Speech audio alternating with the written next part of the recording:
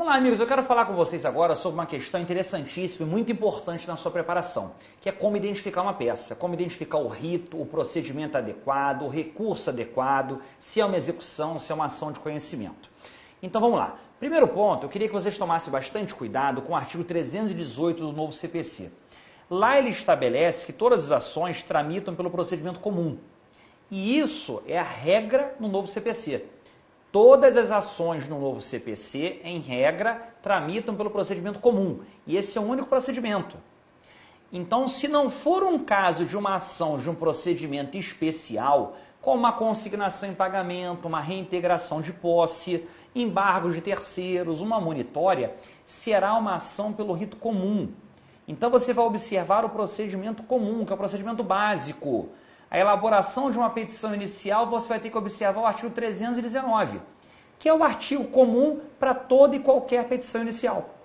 Quando for uma peça de um rito especial, aí você vai ter que começar a analisar o seguinte: quais são os requisitos específicos, mas além dos requisitos comuns. O Haroldo, não entendi. Como assim? O artigo 319 é o artigo principal de toda petição inicial, pelo rito comum. Mas se, por exemplo, for uma ação de consignação em pagamento, você vai observar o 319 e o artigo 539. O 539 é o artigo do procedimento especial de consignação em pagamento. Então você vai agregar esses dois artigos, 319 e 539. Aí você redige uma petição inicial pelo procedimento especial. Então, recapitulando, como é que você identifica uma petição inicial? Observando o seu rito. Se não for um rito especial, automaticamente é o rito comum.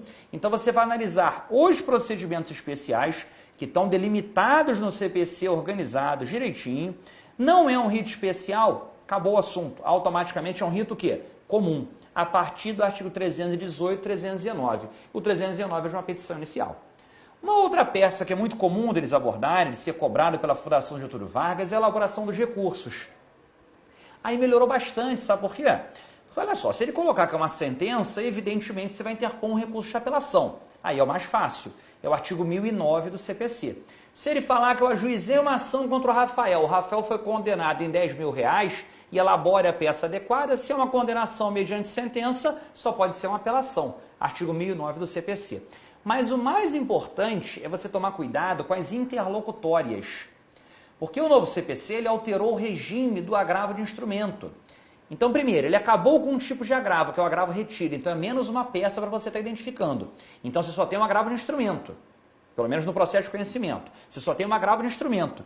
E quando que será admissível agravo de instrumento? Só nos casos previstos em lei. E você está fazendo a tua prova com o código na mão. Nós vamos fazer aqui, treinar bastante, você vai conhecer os artigos que trazem os casos de agravo de instrumento.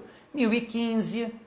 354, parágrafo único, 356, parágrafo 5º. Então você tem que tomar cuidado com isso. No novo CPC, só se admite agravo de instrumento nos casos previamente estabelecidos em lei. Então é só você abrir o seu código, ter tranquilidade, você vai achar. Cabe agravo de instrumento contra a decisão de tutela provisória. Cabe agravo de instrumento contra a decisão de redistribuição do ônus da prova. Está no 1015. Então vai estar tudo especificadamente em lei, organizado na lei, tudo bem? Aí você tem que tomar cuidado com mais uma questão. A FGV nunca perguntou, isso em peças, mas quem sabe ela pergunta agora no seu 20º exame e nós já acertamos aqui na preparação intensiva para vocês. Pode ser uma execução, e se for uma execução extrajudicial, qual artigo que você tem que conhecer? Você tem que conhecer o artigo 784 do CPC. Esse artigo ele traz o rol dos títulos executivos extrajudiciais. Então ele pode querer te perguntar uma novidade. Por exemplo, no Código passado, a cobrança do crédito condominial era uma ação de conhecimento. E com o novo CPC, passou a ser um título executivo extrajudicial. Está no artigo 784, inciso 10. Então perceba só, ele vai ter que te narrar um problema que se adeque exatamente ao artigo 784. Sendo uma hipótese do artigo 784, o que você vai fazer? Você vai elaborar uma petição inicial de uma ação de execução extrajudicial. Então perceba, fica mais fácil, o novo CPC facilitou. Ou é procedimento comum ou é procedimento especial. No sistema recursal, os recursos estão todos previstos em lei. É só você abrir o código e acompanhar pelo código. E na execução extrajudicial vai estar tudo no artigo 784 do CPC. Então, uma boa dica, uma boa observação para você identificar suas peças é por aí. É você perceber se é um caso de uma petição inicial, se é um caso dos principais recursos, por exemplo, agravo e apelação, ou se é caso de você ajuizar uma ação de execução. Tudo bem, meus amigos? Então é isso. Toma bastante cuidado nesse ponto na identificação das peças.